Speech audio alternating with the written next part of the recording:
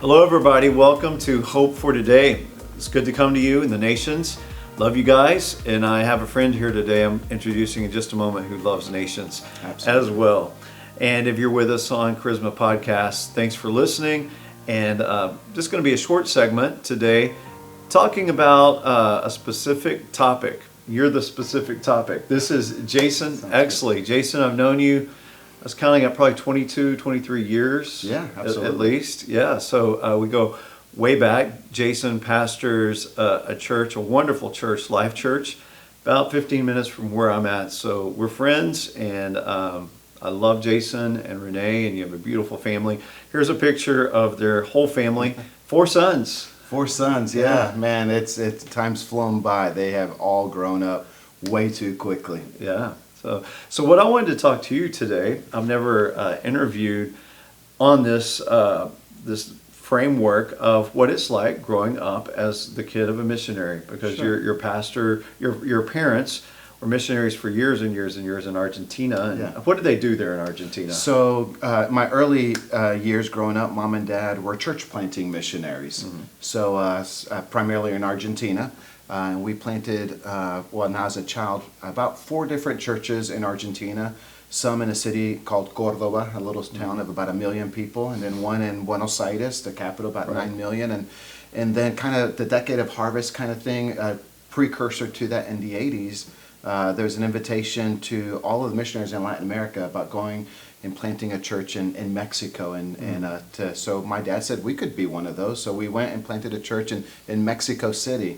Wow. And then returning from that term, mom and dad became area directors, which was a little more administrative and a lot of traveling involved in overseeing budgets and missionaries. Right. And your parents are highly respected on the mission field and here at home. They did Appreciate that. wonderful work in the Assemblies of God, and they're still serving, Absolutely. doing things. So you told me you're going back to Argentina next year? This fall. In This October, fall. I'm going back with Dad. Those 4 churches I said that Dad planted in those early years in Argentina.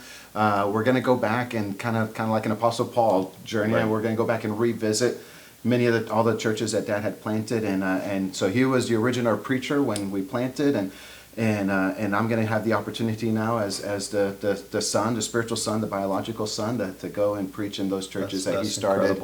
Oh my goodness, 40 and 30 years ago. Right. I think I've been to one of them that you took me to. Is Buenos Aires. Yeah. Beautiful. Is that your favorite place to go? That's home. Yeah. That's home. Yeah, it's a beautiful city.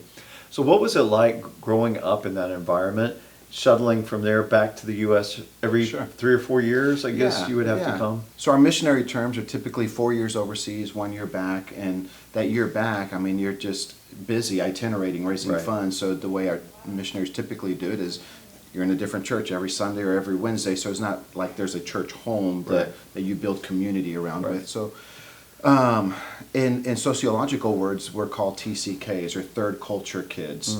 So you're not necessarily of one culture or the other culture, you're a blending or a mixing. So although I was born in Argentina and I have an Argentine passport. Like a unicorn. Absolutely, yeah.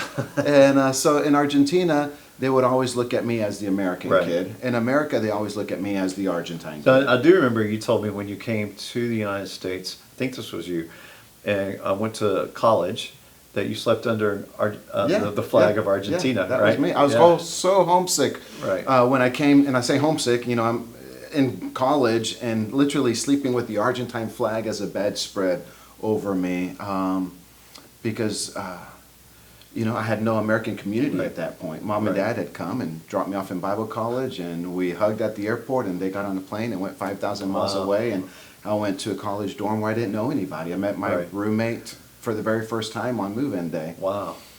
So there was a lot of culture clash in your life. Culture clashing, yeah.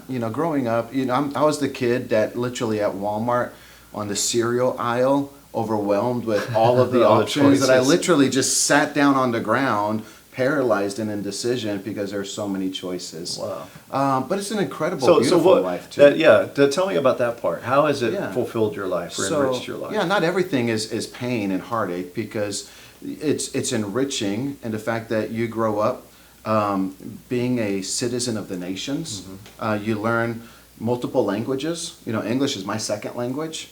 You learn multiple cultures. You can adapt quickly. Right. Talk about the speed of change. You know, wherever you go, you're a citizen of the nation, so you Right. can adapt quickly to cultures and understand and feel and see things others don't. You have a world vision that's bigger than what our nightly news might tell us about our little local cities we live in. Right. So you're a citizen of the world. Well, that's awesome. Well, you want to give a shout out to Argentina? Yeah. And- Hey, Argentinas, somos campeones del mundo. Man, world champions. I can't wait. In about 3 weeks, I'm going to be at MetLife Stadium in New Jersey cheering on Argentina versus Chile in the Copa America. And we're going to be there. We're going to be there singing and jumping and dancing and celebrating. Hopefully another win. Yeah, that's fun. And your whole family stayed involved in soccer. Oh my goodness, yeah. Soccer So, family. grew up playing soccer. Or football. Football, yeah. So my family loves it. You know, as a pastor, we used it in one of our ways of building relationships with community people who might not ever walk into our church. We met on a soccer field. Wow, that's and cool. so if you walked around with me on any of our services on a Sunday, I'd introduce you to family after family after family that the first time we met them was on a soccer pitch. That's really cool.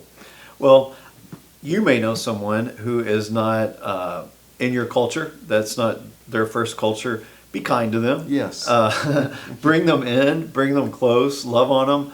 Let them know you're there for them, because it can be awkward, but hey, you turned out great. Hey, thank you. I appreciate it. A few haircuts later and somebody helping me find the right clothes to wear so I didn't look like I was stepping out of 1982. Yeah.